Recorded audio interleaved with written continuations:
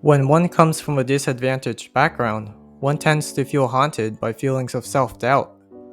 This is especially true when one is exposed to a new environment full of professionals who are used to being in positions of authority. One feels like one cannot measure up in terms of skill and expertise. Although self improvement can improve one's confidence, it is difficult to remain motivated in a workplace that increasingly lacks structure. Such lack of structure leads to lapses in self discipline, and thus lapses in self efficacy.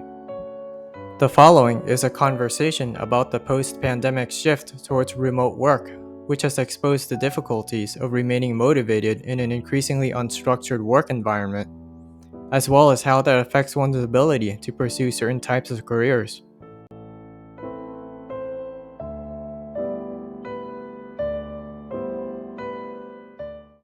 Self-efficacy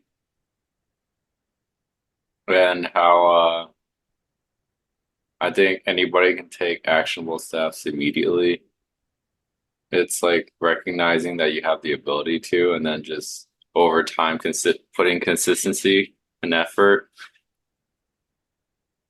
But I guess it's a continuation of the learned helplessness.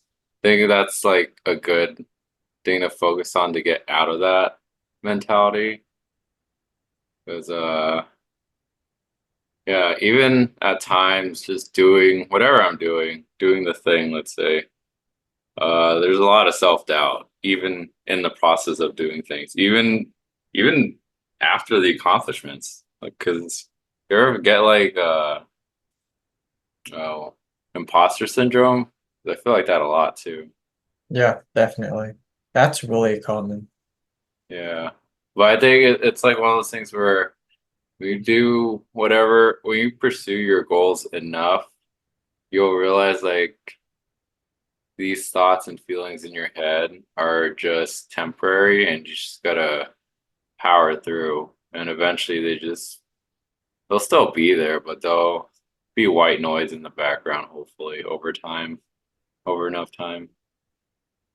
Yeah, definitely. Like in academia, you see a lot of what's it called? Imposter syndrome, Yeah. especially especially when it comes to like students who go into academia or go into college viewing everything as like, wow, this is like this mythical thing that's far beyond my level. And it's like, this is a doctor, and it's like this is far beyond my level. Everything in here must be like perfect.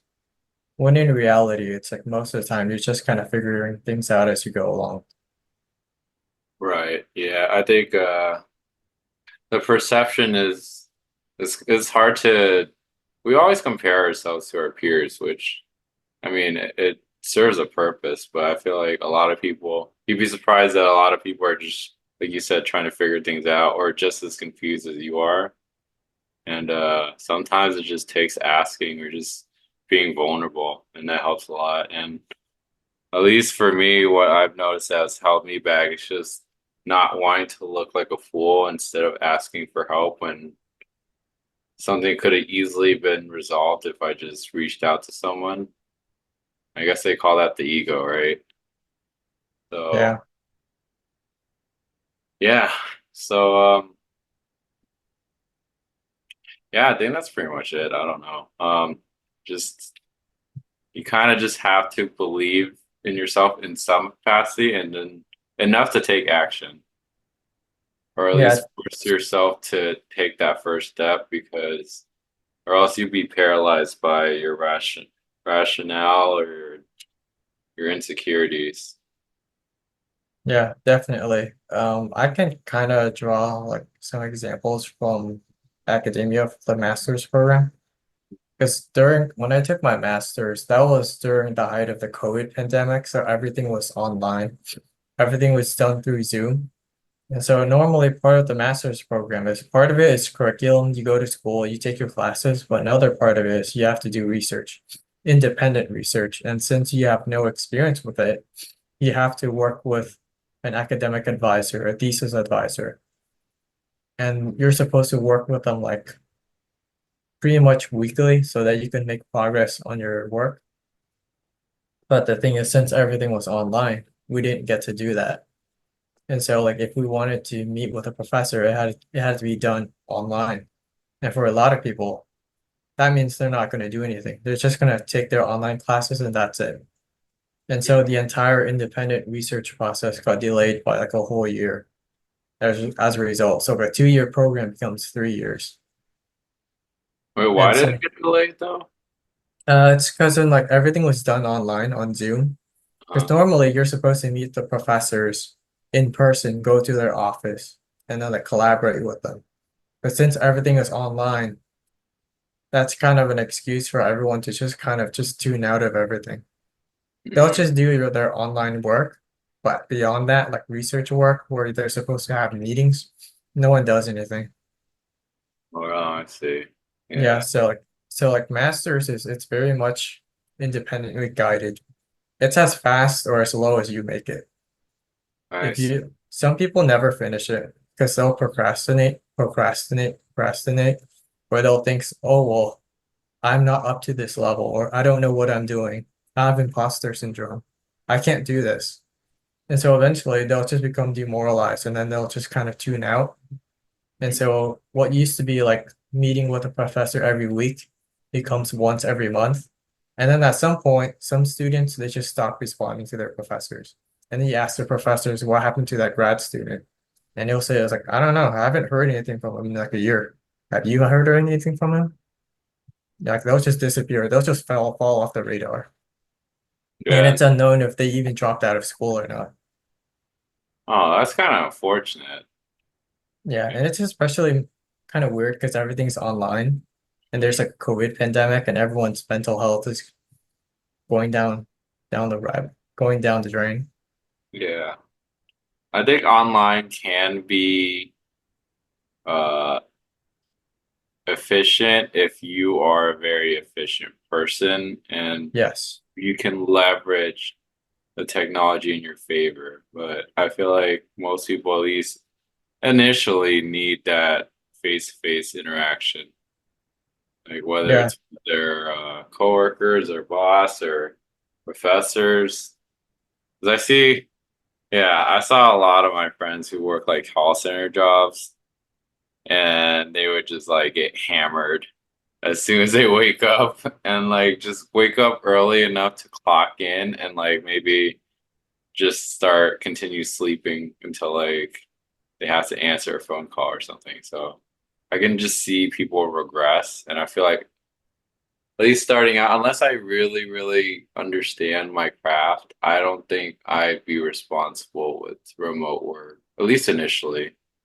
Because it Yeah. just goes back to if I have imposter syndrome where I feel like I'm not good enough for the job, and then that's an excuse for me to not even attempt to try to do the job to my best ability. So, for me, I would assume it would stem from insecurity, but yeah, I think remote work or just it goes to show that like I guess we can tie into like, young people moving to big cities or moving away from family. I think it's an easy excuse to just do whatever you want, which might not be the best thing because you're not around your peers or your family to be scrutinized and judged. Yeah, definitely. And I think so basically like if you're doing like academic research, it's kind of like your first foray into running an independent entrepreneurial business. Because it's as fast or as low as you make it. If you're really, really productive and you're on top of everything, you're gonna be successful. Like if you want to make it in academia, you have to publish like crazy. There's this saying that's called publish or perish. Because there are a lot of people with degrees, but a lot of them do nothing with their degrees. And if you apply for a job, you're not gonna get it. If you want to be competitive, even after graduating with like a PhD, you still have to do like years of independent research. You have to put in the work so that your name is showing up in journals so that when you're actually applying for a job, they'll actually consider giving you a position, especially a tenured position. And so it's very much self-guided. And in that sense, it's kind of like running a business. If you put a lot of effort into running a business, then you might succeed. But if you get demoralized and you quit really after struggling, then you're not going to succeed. Huh. I never like realized the similarities between research and like running a business. Is the process of researching similar? Like Um, generally? if you're an academic researcher, then it's all independent because then like you're in charge of running your own research. So you got to figure out like you got to do all the background research, figure out like what the literature's, what the scientific information is, and then based off of like the background literature, you then formulate your own theories and hypotheses, design your own study, and then you have to like propose that research and then try to get people to fund your research. Mm, That's okay. what the academics do most of the time. They're just chasing grants, trying to get grants for their research, and then try to build up a laboratory, recruit like research assistant students, get them to help you out with your studies, collaborate and network with different professors and schools, find different ways of gathering data. Like it's all very much independent. So if you're someone who's obsessed with doing your own thing, doing your own research, Mhm. then you're gonna find it appealing. But if you're someone who just wants to wait for someone to tell you what to do, like run this analysis, run that analysis, use this data set, then like you're better off working as like I guess an analyst for some company. Yeah, I see. That's why it's like most people will just go for a 9 to 5 job because they don't want to have to take charge of deciding when to do this or how to do that because it gets tiring. Yeah. And I mean, at least with a 9 to 5, you know what your responsibilities are and you know when something is done to completion. So there's that sense of like accomplishment, like I did something today versus diving deep into research, not knowing if it'll work out or if anyone's gonna maybe give you grants. There's a lot of uncertainty. So I can see the parallels between that and business. And I think that's why, yeah, the 9 to 5 is like a false sense of security though, because I feel like you can get capped with like what you do. Like once you know how to do that, unless you're actively learning different skills or trying to move up, it's just in a way it feels like stagnant. So that's why I feel at times where I feel like I should learn new skills to keep myself feeling fresh. That makes sense. So Yeah. I kind of in between.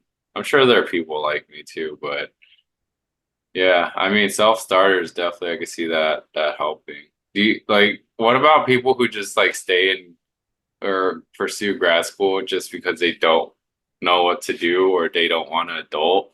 I've heard that too from some students.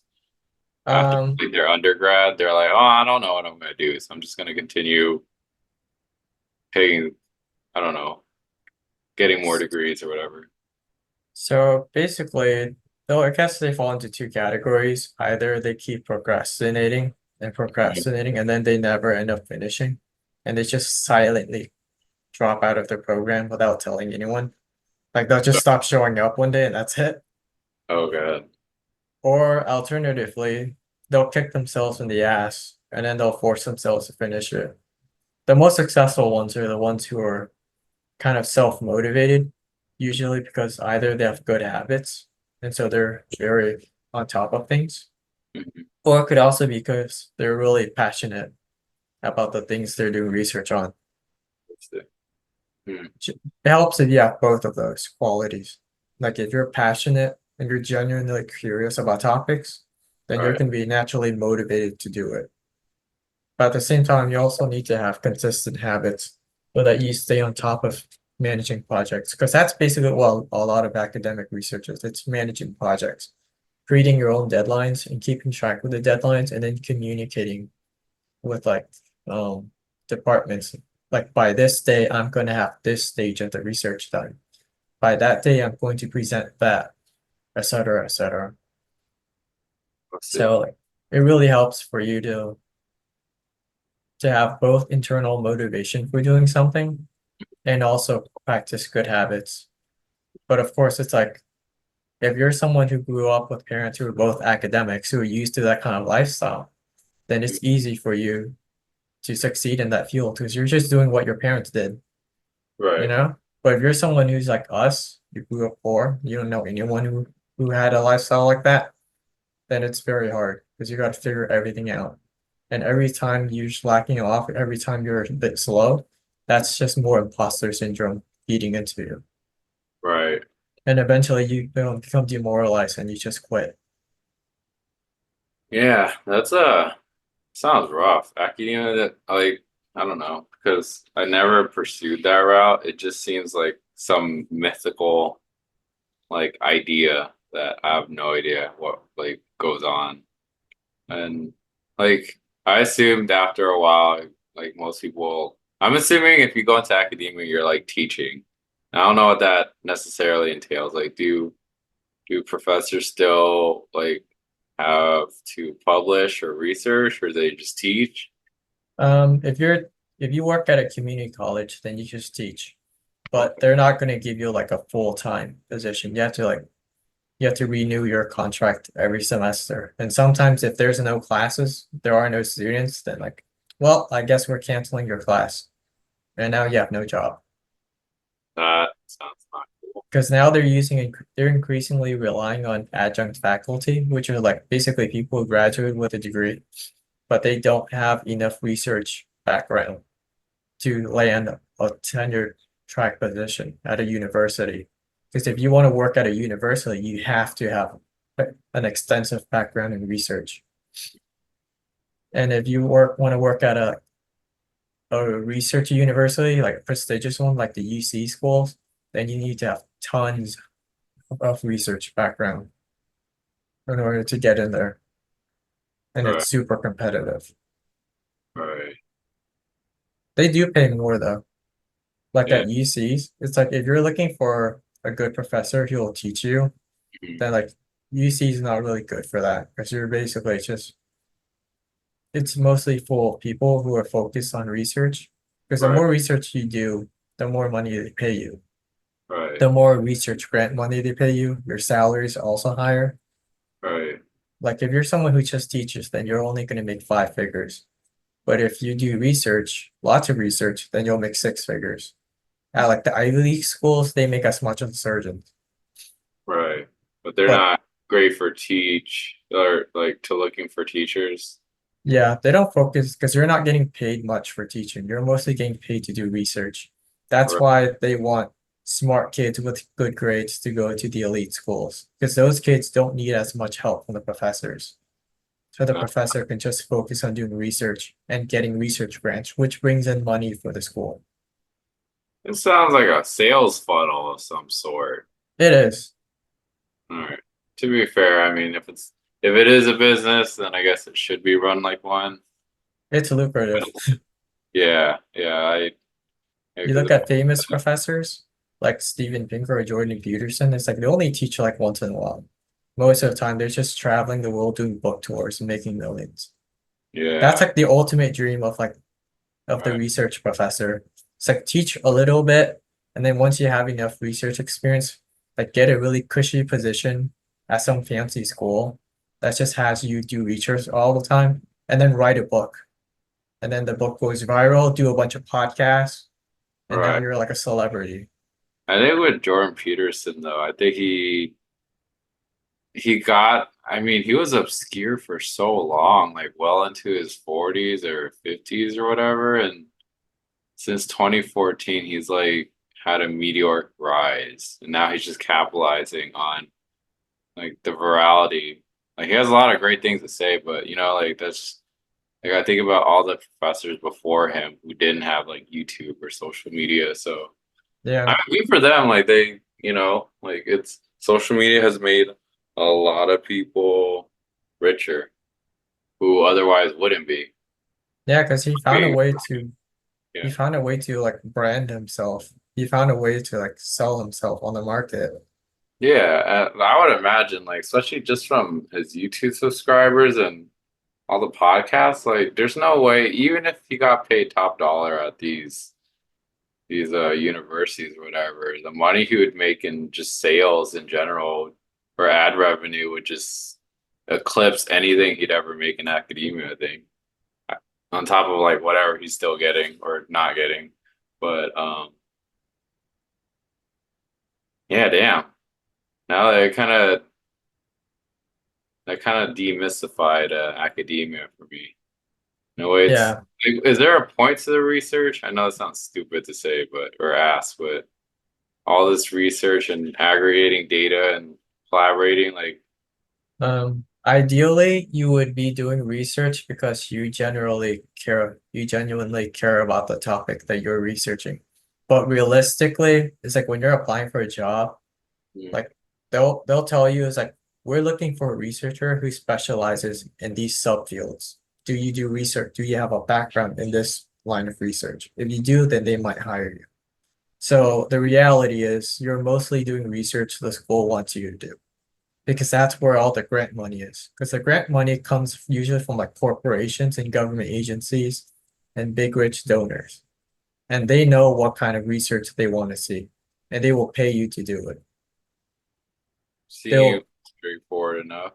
Yeah, they'll pay you money so that that money goes into your pocket, but it could also be used to like set up a research lab so you can hire more research assistants and buy up more equipment and then bring in more revenue for the school.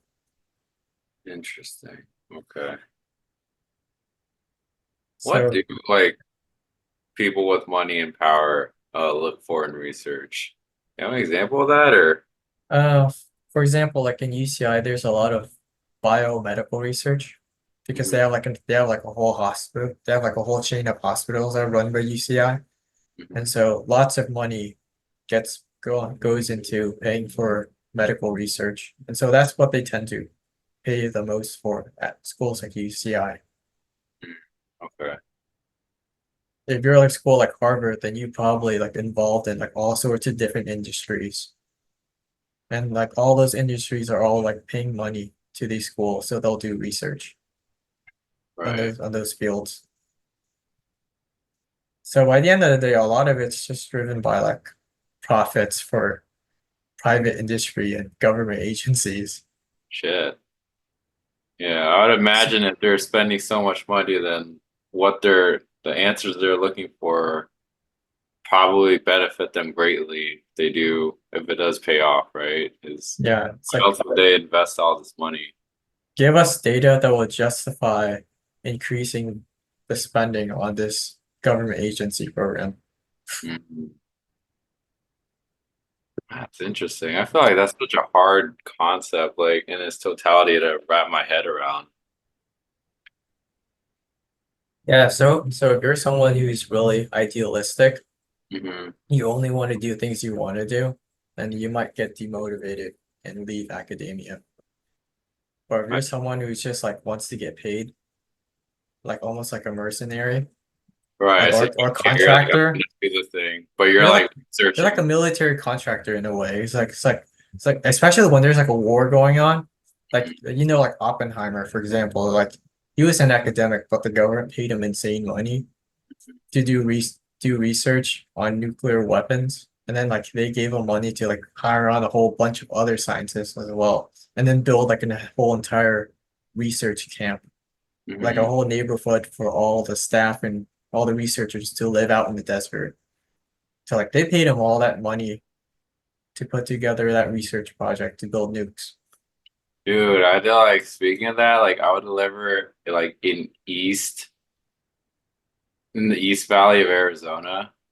It'd be like east of Mesa, and there's whole ass neighborhoods of all these engineers, and even to the point where like these manufactured communities would have like I shit you not like the cross streets be like proton or like I don't know space or something. It's all like science terms, and I'm just like, is this like Disneyland but for nerds or something? But yeah, they all work for like these huge ass corporations out there, all these plants.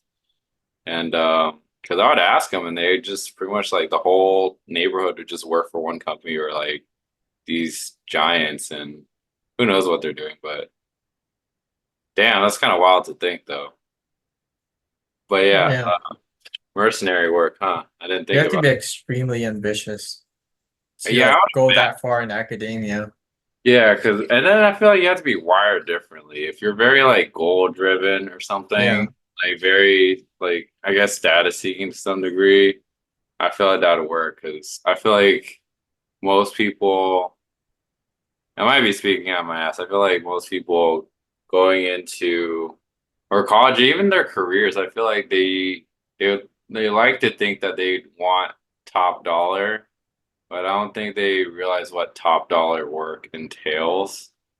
And there's not really any balance when you're like going for a job that gives you like seven figures at like some tech company. Like you pretty much that's pretty much your whole life for like decades. Yeah. And Like you'll make yeah, when you're working at that high of a level, it's like your whole life is kind of it's very unusual. It's like you're constantly traveling all the time. You're constantly away from family. It's like even your old research lab back at your old school, it's like you they probably most never of see them. yeah, most of them don't get to see you. You know, Yeah, like they just get to see your graduate students, but they don't actually get to see you because you're always traveling or doing something. yeah. Because um it is crazy because like on the far end of like the income 9 to 5, quote unquote 9 to 5. It's not gonna be 9 to 5, you're making that kind of money, but if you're getting hired by someone and you're getting paid anything over like half a mil or higher, then it just takes like on top of schooling and all that, all the certifications you need and the prerequisites, just like the first initial 2 decades of just grinding and eating shit and just working your way up to get that cushy job. Like by then you're like at least 40. So I think by then you're just most people they know for sure they want to do this, or if not, they've already sacrificed so much that they have to take that. They can't possibly quit that job, you know, because it wouldn't Yeah, make sense to dedicate those decades and never see your friends and family and work around the hour, around the clock to be qualified for those positions. yeah, So yeah, I think people should really like if you want balance, then you really have to like it's good to have a stable income, but you don't need to go balls out if you're not gonna make it your lifestyle. Like there are sacrifices that are needed. I mean, there's always the outliers who start businesses that are successful or just I don't know, get a crypto pump and like retire. But I think there's nothing wrong with just living a simple life too. yeah. That's why it's like so many Asian parents just want their kids to become doctors. Because that's like if you become doctor and then you work at some clinic in like Garden Grove or something, it's like you're making six figures, you're making like 200K. That's way more than most people can ever dream of. That's And true. you still get to live somewhat near where you work. You still get to have family, et cetera, et cetera. You have a fixed schedule. Yeah, that's Because like true. that entrepreneurial making tons of money and becoming rich, that's a weird lifestyle. Yeah, it's Like, definitely not a balance. It's not normal. You're pretty much on call perpetually until you get something like really ironed out and like well-oiled machine that can like just run on its own. But yeah, we were talking about self-efficacy. Yeah, just tying into that, yeah, you gotta really know what you want too. yeah, Hey, in yeah, terms of like self-efficacy, like I find that yeah, I was affected by that. Because then like at first it's like because it's like what the hell am I doing here? I can't because when you're doing like research presentations, you're not just presenting in front of students who don't know what they're doing. You're also doing presentations in front of like faculty from other schools as well. So there's like a huge element of am I an imposter? Do I know what I'm doing here? But the right, thing is, if you do it enough times, you get used to it. And eventually you realize that it's not really that difficult or special. It's just sure. something you got to practice and get used to. Like when you finally break into that field of, research and grants and all that, how cutthroat is the environment? Like, do you have any insight on that? Because I know you're I in the don't have I world, don't have a lot of insight into it because I didn't like get my PhD. right? Have you heard But anything? it's Because I would imagine, like, I don't know, like how much, like if you're on like the cusp of breaking through some crazy research, I would imagine you have to be really tight with your information, or I'd be wary, I don't know, of like someone stealing my work, or is that not a thing? it's less of an issue people stealing your work these days because academia puts a lot of emphasis on citations. You have to like cite everything you do, every bit of information you get has to be like cited, and they're really adamant about all of that. And so it's less of an issue of people stealing from you and more of an issue of people getting petty. Like they'll disagree with you on some tiny thing and then like they'll try to ruin your reputation. Hmm. Just to Yeah, get over like you, it's very gossipy, especially you go to like a conference and right? there's like a bunch of academics who are rivals and they're all talking smack about each other. And then all the other academics are gossiping about those academics talking smack about each other, and then they form like alliances. Some things never change in clicks. That's so funny. Yeah, especially in academia, because they're trying to make a name for themselves. So reputation is extremely important. That's part of the reason why so many of them pretend to be woke, because Yeah. they're hoping that it'll help their reputation. Or at least save them from attack or something. Damn, that's crazy. Yeah, Yeah. if you want to work at a university, you have to like work really hard and compete really hard to get your tenured position at that school. And once you have that, it's like you're not going to give it up for anybody. Right. Because Because you work. they're I get it. Yeah. Yeah, It's because every year you have tons of kids graduating with degrees who don't have a job, who want your job, and the only way they can get a job is for you to retire or get fired somehow. it's like a zero-sum game. Or That's at why least, you see all these woke kids trying to cancel their professors. yeah, because they're just so desperate to. Damn, the competition is extremely fierce. That makes sense why there's so much fervor in that environment. Okay. That's why like Peterson is super black pilled about academia.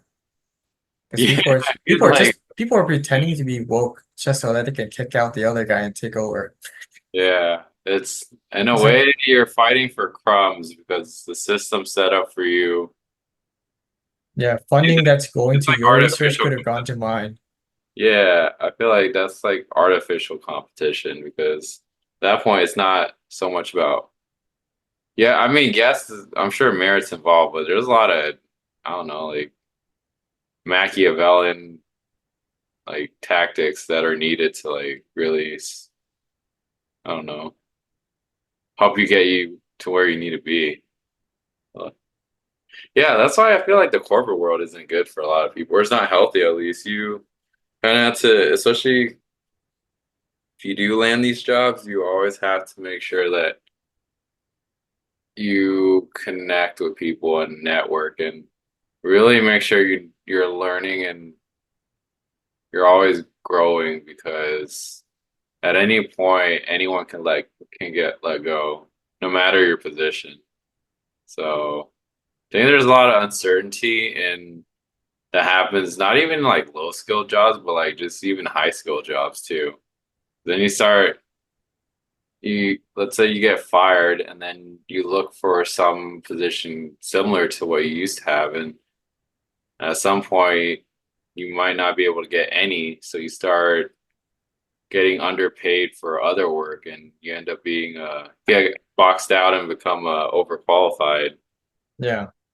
I don't know, like just hunting for a job is I can see the appeal of like working for yourself and figuring out something that can work where you just bring in clients and get paid for the work or the service you give them because you kind of circumvent all the bullshit of like okay like appeasing to your corporate masters and not knowing if they're just gonna fire you the next day because they can. Yeah, I guess that's why it's so important to like find something that you're good at or something that helps you distinguish you from everyone else. What can you do that few people can do? That's a difficult Yeah, that's hard. to yeah. And even then, like I would just imagine like if it's even in business, if you find some if like your job or your industry relies on like I don't know, like collaborative efforts, if you can find like a niche, I feel like most people find a niche and they'll only tell other people about it to like, be in good favor and network and all that after they've made their money or after they've had a good run. Like I hear about all these like not get rich quick schemes, but like all these hacks or like niches in certain investment vehicles, whether it's like real estate or whatever. I realized, oh, these people were cashing in for years, and once it didn't work, then they went out and like published a book or made some courses about how they made this money. So that they're cashing on. I get it. It's kind of smart, but it kind of sucks for someone starting out. But it's Yeah, like you're pretty much selling everyone on something that is kind of obsolete now. yeah, Yeah, because at the end of the day, competition's everywhere. So I can see why people don't. Like, if you find your niche, you're not going to really tell someone about it. You're just going to do it. So it's another thing. It gets dicey. I can't imagine how competitive it is at the upper like 0.01% of any industry. Like I don't know what kind of tactics are involved. Like I hear about corporate espionage and all the sabotage and hacking and so much. I don't know. It just seems like a web of deception that goes on, and it seems like it's the norm at the very top. But that's probably something we'll never hear about. Oh, but yeah. All right, man. Let's do it next week or next time. yeah. All right, cool. I'll see you. So